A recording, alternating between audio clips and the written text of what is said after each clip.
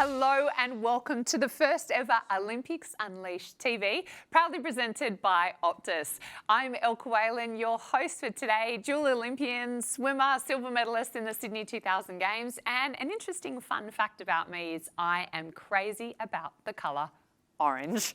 Now, it's so excited today to be part of this, to bring this into schools, to school children all across our country, to teachers, to parents as well. Olympics Unleashed has been inspiring Aussies around the country, and we're so excited today to bring this first ever series to you with 3 more on their way, as we will be giving you direct access into the Olympic Village in Tokyo in the days ahead. I'd like to acknowledge now the traditional owners of this country and pay my respects to the past, the present and the emerging as well.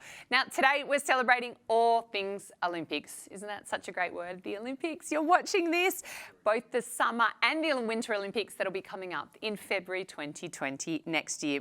Now joining me today for some fun are some of Australia's most inspiring Olympians.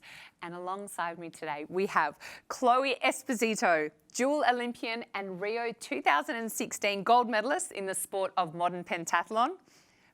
Kerry, dual Winter Olympian in the sport of figure skating, and Kalani Craine, Winter Olympic figure skater and 12-time national champion. That's winning and being the best in Australia 12 years in a row.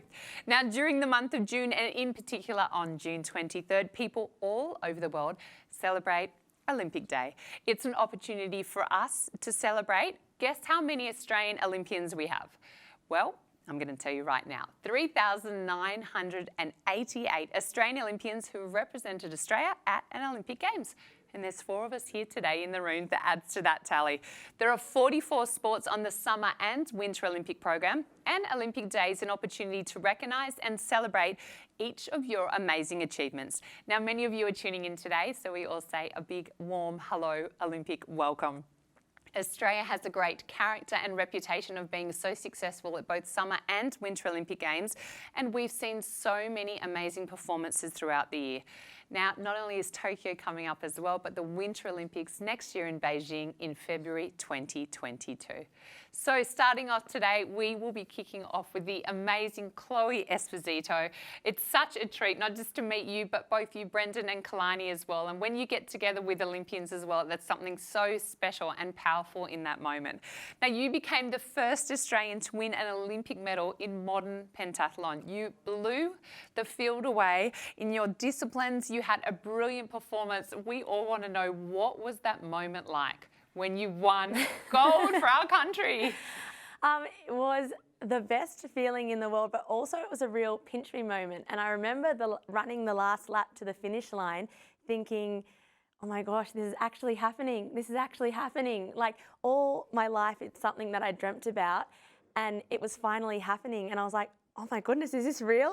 And then crossing that line, it was so special because my dad, who is my coach, was at the finish line waiting for me. My mum, my grandparents, my sister, brother, my husband were all up in the grandstand cheering me on, and it was something that we all had worked so hard together to achieve. It wasn't just me, it was a big, big team effort. And so when I grabbed that finish line and gave my dad the biggest hug, it was just so special. I was happy, crying, everything, and it just, yeah, really, I was in shock.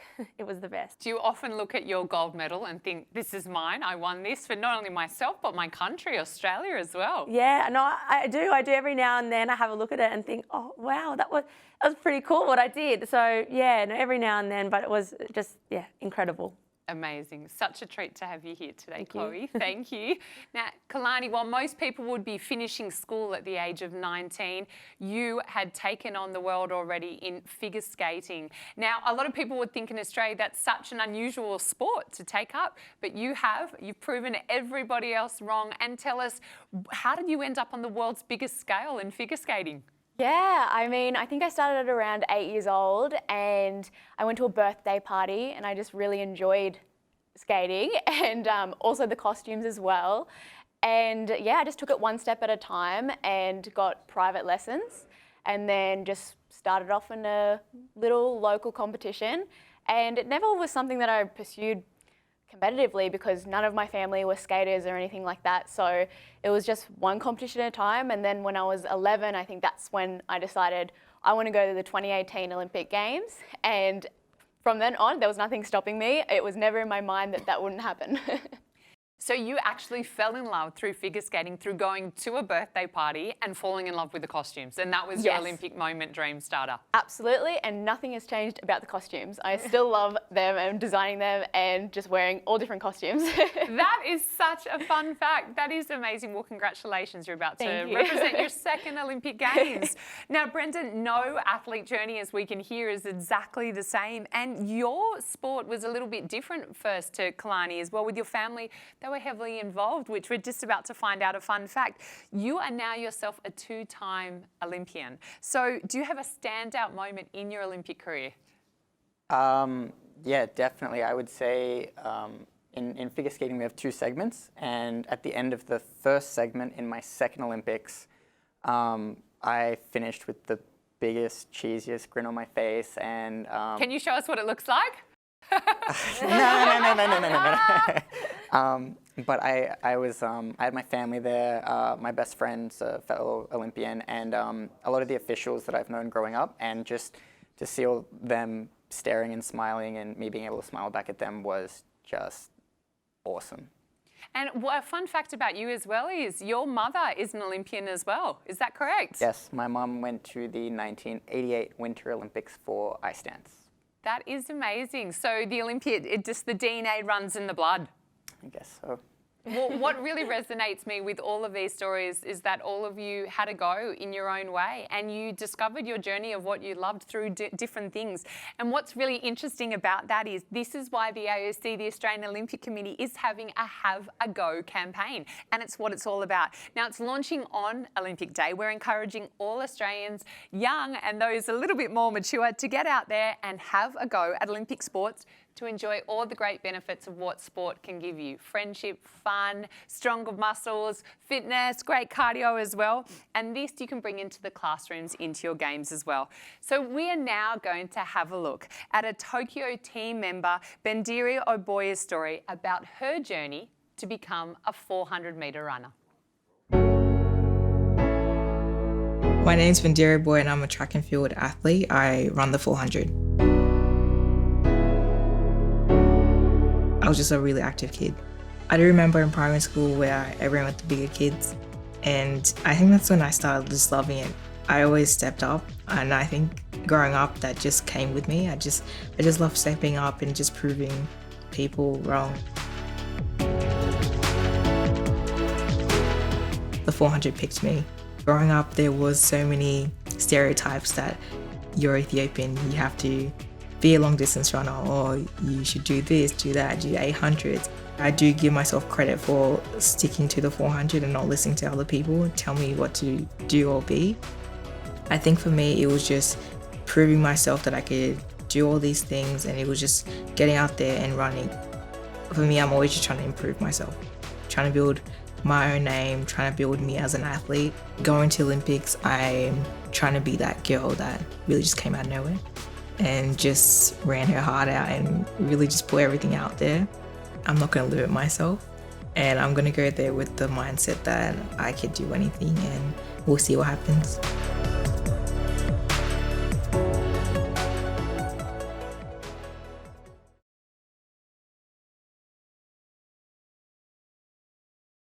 What an amazing story Bendiri has, and so excited to watch her compete. She is one of 200 athletes that we already know that have been chosen to compete at the Tokyo Olympic Games, and we have around about 480 athletes that will be competing for our country, Australia, at the Olympics. Now, you can get to know more about them by reading on the Australian Olympic website. So it leads me into a big question of listening to Bendiri's story then of how she got into her sport and just having a go. I wanted to ask you, Chloe, first off, can you tell all the boys and girls watching today, tell us about modern pentathlon, what makes up the sports, and what was your strongest quality out of all of them? So pentathlon is a really, you could say, random sport. It originated from a soldier delivering a message to a king, and he used to have to swim, run, shoot, fence, and ride a horse. So they're all the sports in pentathlon. So it's a bit of a weird mix, but in an Olympic day, what happens first is we fence. So fencing is with a sword, and our sword's called an épée. And we fight, each girl, and whoever gets the touch gets the points. And then after that, we have swimming. It's a 200-metre swim race, and the faster time you swim, the more points you get. I love that one. And then third is the horse riding. And for me, it's probably one of my favourite events, but I do get really nervous for it because it's not your own horse. The country that's hosting the competition supplies the horses, and you basically draw a horse's name out of a hat, and that's the horse you get. You get 20 minutes to warm up with it, 5 warm-up jumps. And you've never met this beautiful creature before? No, never it's it's sort of the luck of the draw. Depends. You might get a really good horse, or sometimes it might not be that good. And then you have to go do the course, and after that they tally. So your swimming points, your fencing points, and your horse riding points. So for example, if you're on 500 points and I'm on 490 points, I'll start 10 seconds behind you into the last event, which is the run shoot. So it's like the Winter Olympics in the biathlon where they ski and shoot, except we run and shoot. And basically it's the first one to cross the finish line wins. And that was you running and winning and going into the arms of your dad. Yes. Oh, all Australia saw that. It was amazing. Oh, thank you for educating us on modern pentathlon. Now, Brendan, you were doing a lot of different sports yourself, weren't you? What made you ended up choosing figure skating? Well, as I said before, with my mum being a skater and she's working as a coach, I was always at the rink. But I had no interest in figure skating. I would have my skateboard, my scooter, I'd just be a wild child. And I went and saw a local event, and something kind of clicked, and I was like, oh, I want to try that and go to nationals next year. My mum was like, what? No, what? So started skating, and I was terrible at it. It was like, out of all the different sports I'd tried growing up, it was the one I was by far the worst at.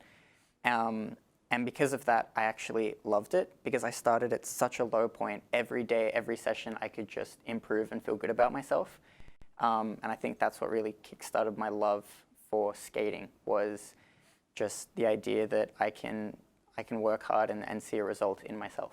That's amazing. And to hear you as a dual Olympian now say to the boys and girls watching this as well that you were terrible starting, but it was just what got you excited was getting back on the rink and knowing that every day was a small improvement. Yeah, no, it was it is something And really do you special. feel you're still like that now as an Olympian as well, that every time you go onto the rink you can improve that little bit more? I wish, but unfortunately no.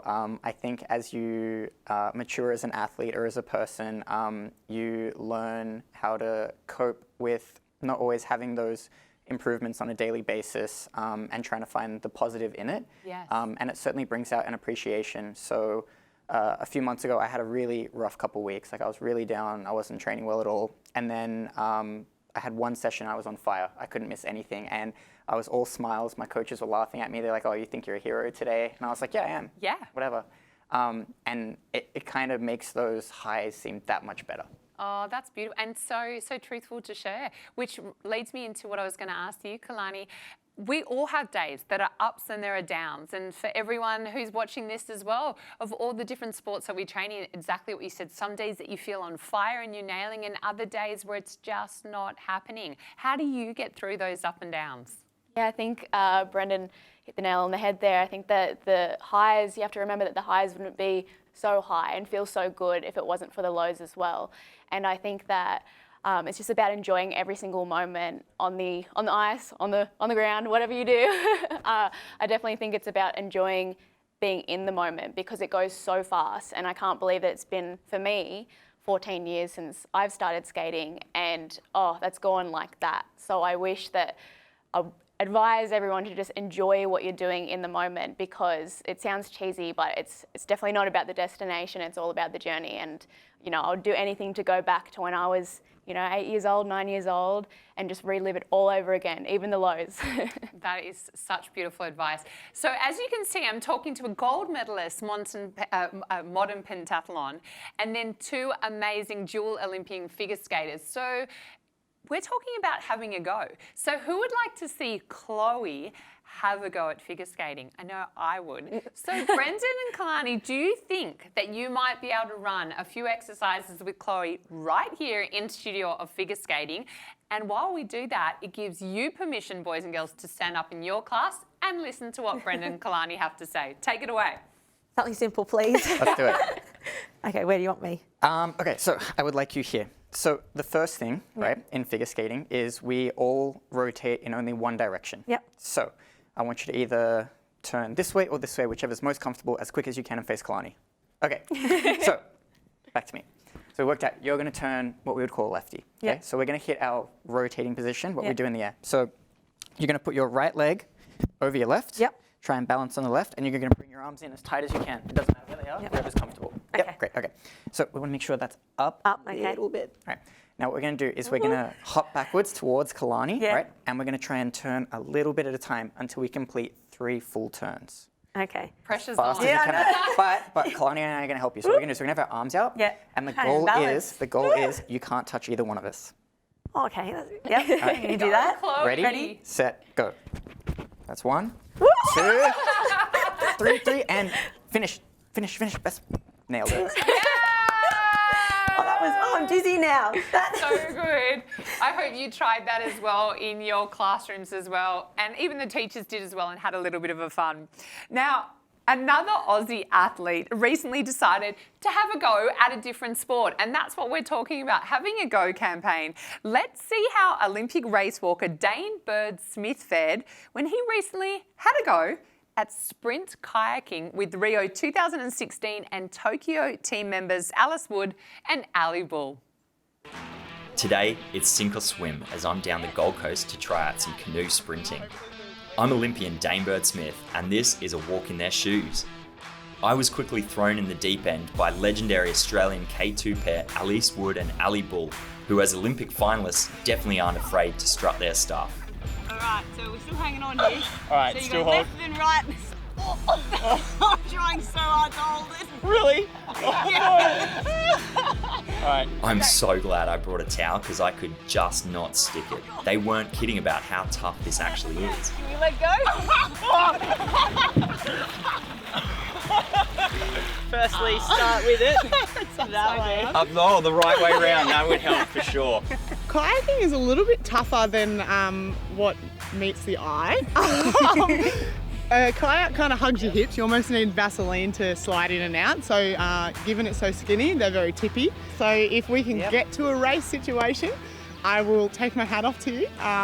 But if you can stay upright for longer than, let's say, 10 seconds. Yeah, I couldn't. Oh, it's fresh in here. Thankfully, they didn't give up on me. Turn your core on. Yeah, use your core. I'm using core. Got abs, use them. Am I seated the right way? This is crazy. Try and sit up a little bit. Now paddle in the water. It's not a lounge chair. So at this point, I just can't stay on the water without help. So I'm gonna have to team up with Elise and to see if we can actually stay afloat. Oh, I'm doing it. I was so pumped when we actually got going. Oh, you must be so good at this. Because I feel like I'm doing absolutely nothing. Taking it to the next level, we even got to race against Ali Bull. I'm trying.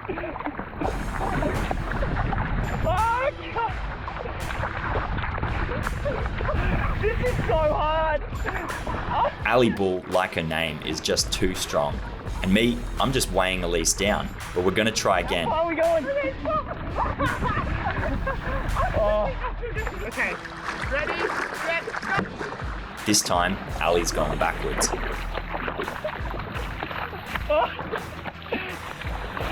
Yeah! Hey, a win's a win. Oh, Jesus! Oh, we came so close to going in this then.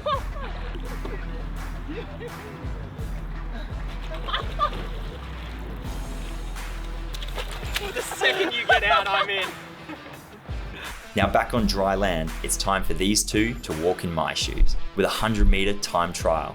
But with the pair of them, we're gonna make it a relay. Let's do it. Stuff. On your marks. Go! Oh boy.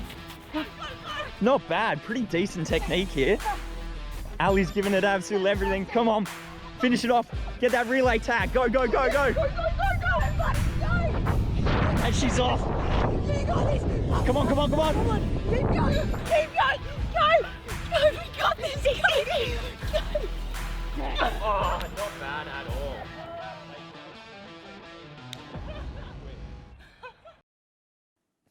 Dane, that looked amazing. How fun was that having a go? That was absolutely awesome to join those kayaking girls. They make it look so much easier than it actually is. If you want to try something really hard, have a crack at kayaking. I love that. I love that. And one of your mottos is having a go as well, isn't it? Just getting out there and having a crack. That's it. You gotta have a crack no matter what. Whatever challenge presents itself, you just go in and give it your best. I loved seeing how fit you all looked in that as well. It was like you all coughed and all of you just like produced like a 9-pack on your stomachs, if that's even possible. So you can tell you guys are ready. You're ready to go to the Olympics. Now, can you walk us through why did you start race walking, and did you ever dream that you'd ever win a medal at the Olympics?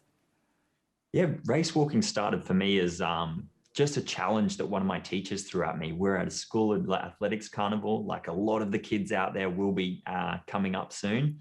And we wanted to try to win a school championship. So we had to get some more points, and somebody had to go in the 3-kilometer race walk. So I put my hand up and, you know, I laced up my shoes and got out there and gave it my best. And I finished 3rd out of 3 people.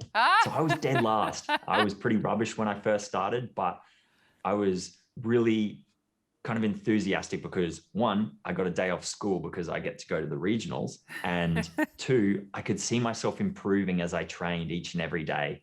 And slowly that improvement turned into making it to the state championships and then the national championships, and then onwards to my first international Olympic team where I got to travel to Italy. Wow. And I bet you ate a lot of pizza and pasta there. So isn't it amazing thinking that you really got into this sport just because you wanted to be a team player and get points for your school? And so it's amazing sometimes when opportunities present themselves, you chose to take it. And here you are now, a dual Olympian.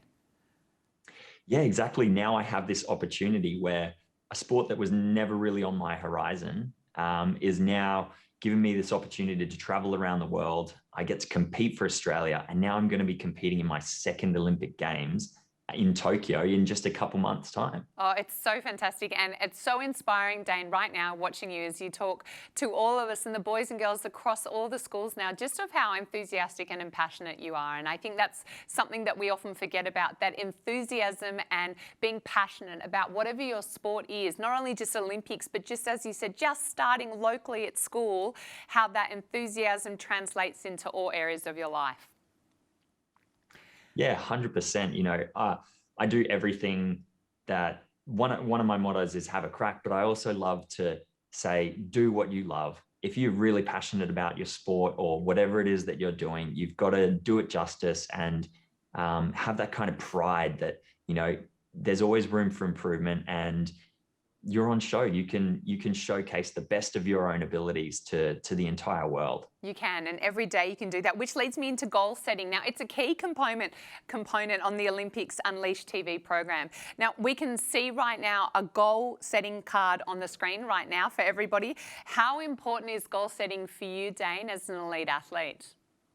Goal setting is huge. As you guys can see right now, this is for my Tokyo Olympic Games. I'm trying to push as hard as I can for that now. And I always say, you know, the dream of being an Olympian is just a dream unless you turn it into a goal. You have to set short-term goals and long-term goals and tick the boxes along the way. And eventually all that progress is going to culminate into stepping out onto the world stage and competing and giving your absolute best. And it is such an amazing feeling to tick all those boxes, be prepared, and know that you're ready to go on the day. Goal setting, it's something we hear so much of. And speaking of goal setting, you've ticked both of those boxes. Congratulations, you're off to your 2nd Olympics. Tell us, it's a matter of weeks away. What are you most looking forward to in Tokyo? I'm so excited just to be able to travel again, to get overseas, to mix with all my competitors. You know, we're great rivals, but we're also great friends. And, you know, as well as saying that, at the end of the day, it's a competition. It comes down to what you want to get out of it. And that is the upgrade from Rio, the bronze medal. Look at that. Hopefully turn that into a silver or gold. Amazing. Well, look at that. Small beginnings at school, getting a 3rd to winning a bronze in Olympic Games. Dane, we feel so honoured to talk to you today, and to all the boys and girls around the school. Know that if you ever see Dane walking in the street, I'm pretty sure he's going to beat you. But listen, we send you all the well wishes and good luck, and thank you so much for joining us today. Thank you so much for having me there today. Get All out the there and have a best. crack, We'll be guys. cheering Cheers. you on. Bye. Now, thanks so much for Jane for joining us today, and you will be seeing him in Tokyo along with some amazing other athletes. Now, speaking of goal setting, we're going to be talking back to our Olympians right now in the studio on goal setting tips, because they're really important, boys and girls, and teachers as well. You can never be too young or too old to set goals in your life. So, Chloe, did goal setting play a huge part in you winning this gold medal at the 2016 Olympic Games? 100%. It wasn't until I always had the dream that I wanted to win the first gold medal for Australia in pentathlon. When did you have that dream? Since it was probably when I was about 10, well, I didn't know really about pentathlon and my dad competing in the Olympics until I was about 10, because he doesn't like to talk about himself. And one day he brought up this big suitcase with all his Olympic memorabilia into the house, and he started explaining to my sister and I what pentathlon was. We were trying on his fencing mask and like his jumpers and everything. And then I remember saying to myself, I'm going to represent Australia one day and compete in Olympics, and I want to get a gold medal. But it wasn't until I competed in my first Olympics in London, and then as soon as I crossed the line, I said, that's it, I'm going to Rio and I'm going to be on the podium. And my dad and I only spoke about it once. That was my long-term goal, to be on the podium in Rio. And from there, we had to just work on our short-term goals. So we set goals, whether it be a 1 week goal, it might have been I have to do this in a training session, or in a swimming session I have to focus on my arms, but we never ever spoke about again that long-term goal. But it was always in the back of our minds. Short-term, it was those small short-term goals to get to that long-term goal. And it could have been we're aiming for this competition, but it was those short-term goals that helped me achieve my long-term goal, which was the gold medal in Rio. So amazing to hear from just one of the finest. Now, Brendan, how important do you find it is breaking down a goal into those smaller steps that Chloe was talking about? I think it's crucial. I mean, you know, all of us, whether it's school, skating, any other sport, we have this vision of what we want at the end. But it's like I've had people ask me, like, I'm like, oh, I want to go to the Olympics. And they're like, great, how are you going to do that? And I'm like, we just go, no? And they're like, no. Yeah.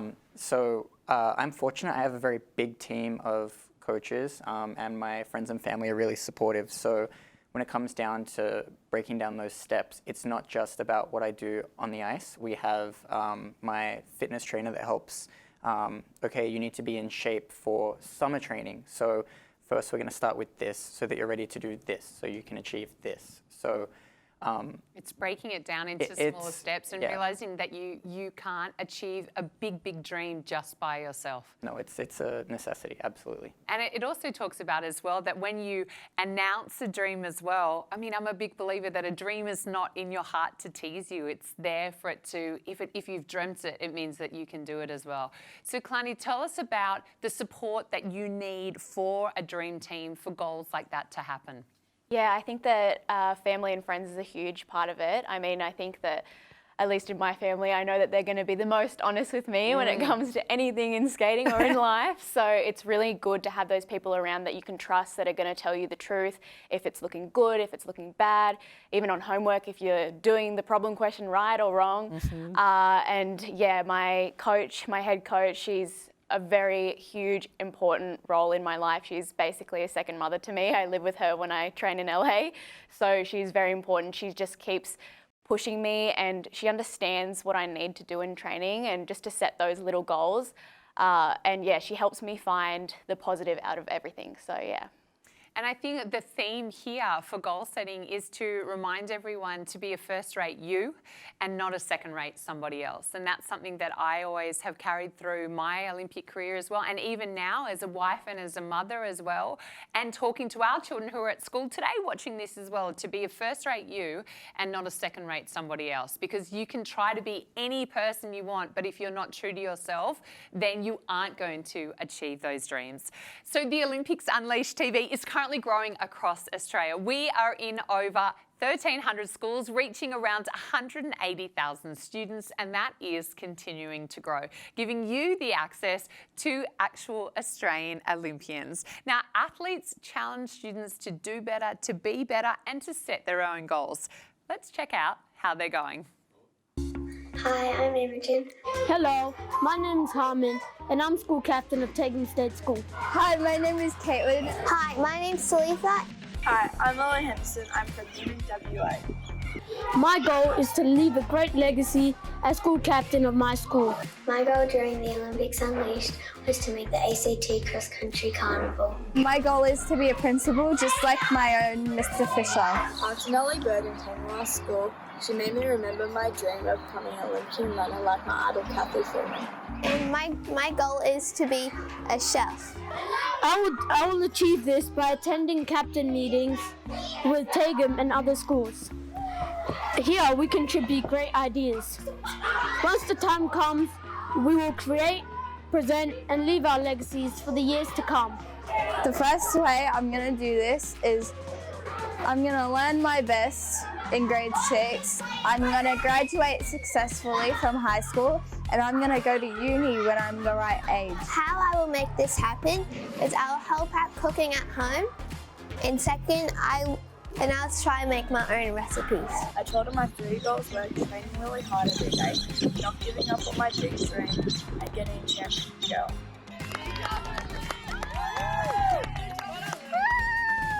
Well, I got it, and I did it by using my 3 goals. I hope all the Aussies competing in the Olympics have a great time and win. Go Aussies! I hope the Aussies win. Aussie, Aussie, Aussie. Go Aussies! To all of those Aussies out there who are going to Olympics, I wish them my best of luck. Aussie, Aussie, Aussie! Oi, oi, oi! Well, haven't we heard that a few times? Aussie, Aussie, Aussie, oi, oi, oi. And it never gets old. I loved watching some of those videos. And a beautiful young girl said that she wants to create her own recipes. When you do, ask us over. We'll try them out and give you some honest feedback. I also loved the beautiful person as well that said, make sure when you go to the Olympics, you try your best and win and bring home a gold medal. Well, we're going to try really, really hard. So it leads me into some amazing questions that we've sent out that the school has brought in, and we're going to answer some of your questions now. So the first is from elite sports program students at Mount Ridgely College in Victoria. To all 3 of you growing up, who were your inspirations and what have you learnt from them to become the person you are today? Kalani, I'll start with you. Yeah, I think when I was figure skating, my first USA trip to train was in 2010, I think. So that was right before the Olympic Winter Games. And I was lucky enough to train in one of the venues where eventually the 2010 gold medalist ended up winning. It was Evan Lysacek, and he was such an inspiration and is still a huge inspiration to me because he worked incredibly hard. To this day, I've never seen someone work so hard as him leading up into that games. And I think that really helped shape the way that I train now and will try to train and definitely just him being the nicest person as well. So it was so nice to see that he even remembered my name every single time I came back, and that was so awesome. Like I was starstruck when he was doing that. Amazing work ethic and also a great human being off the rink as well. Amazing human being, yeah. So good. Brendan, inspiration for you? I mean, I've met so many amazing skaters and stuff like that, but I think actually for me, some of the biggest inspirations have been my family and friends. I think the people that you spend the most time with have the biggest impact on you. So I've always tried to take away all the best qualities from the people I surround myself with and use that to try and, motivate and better myself. Beautiful. And Chloe? Yeah, I'm similar. It'd have to be family, especially my dad. You have a beautiful bond with him. Because he did pentathlon. I hear all the stories from grandma and grandfather used to tell me of how hard he used to train, and he also was working at the same time as training. So it was just, he did it really tough, but trained so hard. So definitely my dad. I always looked up to him and wanted to be like him. And it's amazing listening to the people that inspired you as well, because they say that 80% of your success is determined by the 5 closest people in your world. So it makes us all think, who is surrounding us in our life? What friends do you have in your world? And that goes for parents and teachers watching this as well, because 80% of that then determines the success that you have as well. Question 2 is from Class 4W, Jasper Road Public School, New South Wales. Kalani, what is the scariest trick move that you have ever attempted? That's a great question. I think the scariest thing that I would have attempted is probably trying a triple axel. I mean, you can do one of those easy, but Is that 3 times? Tell us. Is that three and a half. So it's very scary just because, I don't know, I feel like that's the one jump that if you mess up or like pull out in the air, then you can kind of hurt yourself badly from it. But luckily I haven't done that yet. Wow, that is a pretty scary trick, and the fact that you're even going to do that, I love it. I love the word triple axel as well. From Rockhampton, question 3 in Queensland. Brendan, have you ever had a bad fall or been injured during a performance? Yeah, so funnily enough, the jump Kalani was just talking about, triple axel, I was just going through it, you know, and I felt a weird kind of clap with my feet. I fell, smashed my hip on the ice, and I was like, oh, my hip really hurts. Stood up, and I couldn't stand on the opposite leg. I was really confused. So I looked down at my skate, and there was this tiny, it almost looked like a paper cut on my skate. So I kind of hobbled off to the wall, and my coach came up to me, and she's like, oh, are you okay? And I'm like, yeah, I took a bit of a fall, whatever. My hip really hurts. Took my skate off, again, paper cut, like it was like nothing, like this tiny little thing through my sock. Took my sock off, and just my foot blew up like a balloon. There was blood rushing everywhere. I was like, oh. Do I have a toe? I was like, this one's pretty bad. So I had to have a couple friends drive me home, and then I was actually meant to travel overseas to get a new program done leading into my second Olympics. And I called the person that was doing the program, and I was like, hey, so I had a bit of a fall. It should be fine, I think. And they were like, all right, let me see what you've done. And my foot was purple, twice as big. And they were like, no, you're like off for a few weeks at least. You gotta. And has it all healed now? So it's still sensitive years later. I did some nerve damage, but for the most part, it's good to go. So figure skating is still good to do. So don't let that scare you out. But wow, that is a bad injury and fall. So we're just praying that that's going to be totally healed. Another question here, question 4 from a Year 5-6 class in Perth, WA. Chloe, what is your favourite event in pentathlon to compete in and train in? It would have to be horse riding, definitely, because I get to work with an animal and I love animals. So it's so nice, and always, because in pentathlon, like I said before, you don't have your own horse. So I'm always getting to meet different horses and their different personalities, which is really lovely. So yeah, definitely horse riding, because I get to work with a horse, which is nice. So lovely. Is there one particular horse that you were like, I really felt you had a special connection and bond with? Probably when I was little, when I was horse riding at Centennial Park, there was a horse called Jock, and I used to hate him at the beginning because he'd always stop in front of the jumps, but years went on and I kept riding him, and then I got better, and he ended up being one of my favourite horses to ride, and we really had a special connection. You could say. It was nice. That is beautiful. And final question today, again to all 3 of you, what advice would you give to the young boys and girls right now, your younger self? Brendan, would you like to start first? Honestly, I think the most important piece of advice is to just enjoy every present moment. You know, life has a lot of challenges. It has a lot of incredible moments too, but I think it's really, really important that you're present. Even now in school, like with your friends, with your teachers, with your family, like soak it up, enjoy it. And yeah, I think that's it's so important in life that you can do that. Amazing. Chloe? For me, and I know this might sound really silly coming from me, but I don't have a lot of natural talent in the sports I do. I just work really, really hard. And so for me, I think hard work beats natural talent any day. Beautiful. And if you work really hard, it doesn't have to be sport, it can be work, school, whatever you want to be in life. If you work really hard, you can achieve anything. Even if you don't think you're good at the beginning, you can work hard and you'll be able to achieve anything. It's amazing. And Kalani? I think that the main piece of advice is, even if you have a dream and it feels so far away, I mean, why can't you achieve it? There's absolutely no reason why you can't achieve it. You just have to work hard. And obviously, there's going to be hard times where you're going to get really annoyed and you're not going to want to do it anymore. And that's normal. That's completely normal. I think that every one of us has felt that way. And look where we are now. So I think that you just have to really knuckle down and work hard. And yeah, I wasn't a talented athlete at all. So I had to work really, really hard at everything that I do. I wasn't flexible. So in figure skating, that's an issue. So I had to work really, really hard at that. And I can tell you it's all worth it, all completely worth it.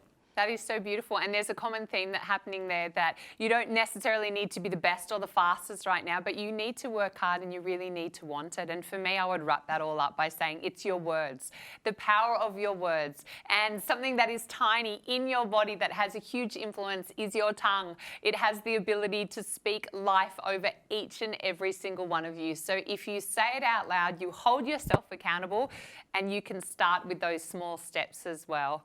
Well, guess what? That's all we've got time for to unpack today. And there's so much more that we can get into, which is why we do have 3 more amazing programs that will be coming delivered to your doorstep in your classroom super soon on Unleashed Olympic TV.